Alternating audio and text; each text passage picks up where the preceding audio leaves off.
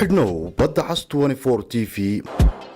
daawadayaal dhalinyarada kala duwan ee Soomaalida ee ku nool wadamada qurbaha ayaa inta badan isku daya inay bartaan cilmiyo iyo sidoo kale xirfado ku yar Soomaalida joogta wadankoodii hooyo. Liibaan Cabdi waa wiil dhalinyaro ah oo ku nool wadanka Australia. waxa uu bartaa cilmiga loo yaqaano ama xirfada hawo muquuradka ama bas hawo maaha oo inta badan aan looga baran inay Soomaalidu sameeyso xirfadaasi. Liibaan Cabdi ayaa hadda waxa uu khadka si toos ah uga jira ugu horeyn Liibaan haddii aad maqlayso ku soo dhawow telefishinka badda cas su'aasha ugu horeysa ee doonayay inaan ku weydiiyo waxay tahay bal ugu horeyn xirfadan ama cilmigan hawo maaha ee aad barato faahfaahin yar oo kooban naga sii. Cabdisamed aad baad u mahadsan tahay waan dhawahay walaal. ciyaartan haddii aan information good ka siiyo waxay u kala baxdaa saddex qaybood oo kala duwan. qayb takhasuska ciidamada khaaska ah la xiriira, qayb la xiriira sportiga iyo qayb xirfad ahaan. marka qaybta xirfad ahaanta haddii aan kugu horeeyo qofku wuxuu u bartaa si cilmiyeysan isagoo hadhow tuulana ku shaqaysan karaa kana sii dalaca oo waxay leedahay hadba level markaad dhamayso waa levelka kusii xigtaa la sii bartaa. shaqooyinka hadhow tuulo qofku markuu dhameeyo uu ku shaqaysan karna waxaa ka mid ah inaad noqoto dad iyaga soo produce karaya parashuutada, inaad noqoto dadka parashuutka iyagu sameeya, iyo inaad noqoto dadka isku xidhxidha parashuutada ka hor inta aan lagu duulin. Liibaan xirfadan aad hadda barato ee aad gacanta ku haysay hawo muquuradka loo yaqaano ama hawo maaha inta badan laguma arko Soomaalidu iyagoo sameynaya ama baranaya culuntan ama xirfadan. adiga maxaa kugu dhaliyay baa la oran karaa inaad barato xirfadani? walaalo barashada amaba sameynta xirfadan qiimaha badan leh waxaa igu kalifay jacayl anigu aan u qabi jiray oo aan aad ka xiisayn jiray inaan anigu barto.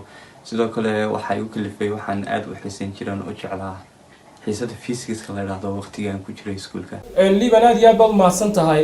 su'aasha kale aan doonayay inaan ku weydiiyo waxay tahay haddiiba aad dhamaysato barashadeeda iyo waxyaalaha kale looga baahan yahay cilmigan hawo muquuradka talaabada xigta ee aad doonayso inaad adigu aad qaadaa maxay noqonaysaa? walaal ciyaarta skydiving-ka barashadiisa imka levelkan aan joogo waqtiga aan kasii dalaco aan levelka kala joogo waxaan apply gareynayaa macalinimo ama macalin cirmaaxeed. laakiin ka hor waxaan jecelahay inaan sii noqdo cameraman isagu film gareeyada iyaga kale ee duulaya oo aan ku shaqaysto cameraman cirka ah. waqtiga aan kasii dalacana insha Allah waxyaalaha ay qorsheysan rajeynaya waxa weeye inaan u noqdo macalin tababara ardayda ama dad yoga ku cusub ee rabeen xirfadan bartaan. waayahay waxaa jira dad kale oo Soomaali ah oo kula nool magaalada aad degan tahay ama wadankan aad joogto. dadkaasi markay ku arkaan adigoo waqti gelinaya ama baranaya cilmigan hawo muquuradka loo yaqaano falcelinta kaaga soo noqotaa maxay tahay? walaal dadkan aan isku wadanka ku noolahay amaba ku nool wadankan Australia runtii waa dad aad wanaagsan markaan ka eego anigu xaggayga waayo waqti kasta oo aan la kulmo ama waan arko asxaabtayda ama dad yoga kale runtii way dhiirigeliyaan waxay yiraahdaan wax fiican baad sameynaysaa hawsha halkaa ka wad anaguna waa ku garab taaganahay bay yiraahdaan. waxyaalaha igu dacaydayaan waxaa ka mid ah cirmaaxow amaba ninka diyaaradaha kasoo booda amaba waxyaalo kale.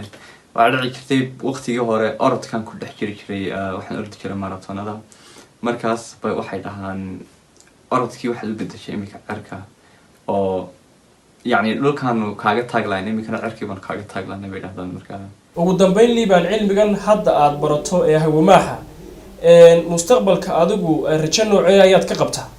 runtii walaal ciyaartan heerka u sareeyaan raba inaan ka gaadho waxa weeyaan inaan noqdo anigu general director skydiving-ka oo bixin kara haddii noqoto tababarada ciidamada oo kale. for example waxyaalaha ii qorshaysan haddii uu waqtigu ii suurageliyo waxaa ka mid ah inaan dalka hooyo maadaama hadda waqtigan la joogo aanu ka jirin ciidamo khaasa oo parashuutka ku booda inaan ka qayb qaadan karo haddii ay dawladdu rabto inay soo dhisato maaragtay ciidamada cirka oo kale ama parashuutka ku booda.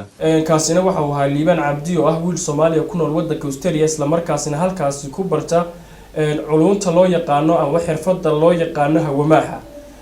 Liibaan khadka ayuu si toos ah uga jiray wadanka Australia. Liibaan aad iyo aad baad u mahadsan tahay.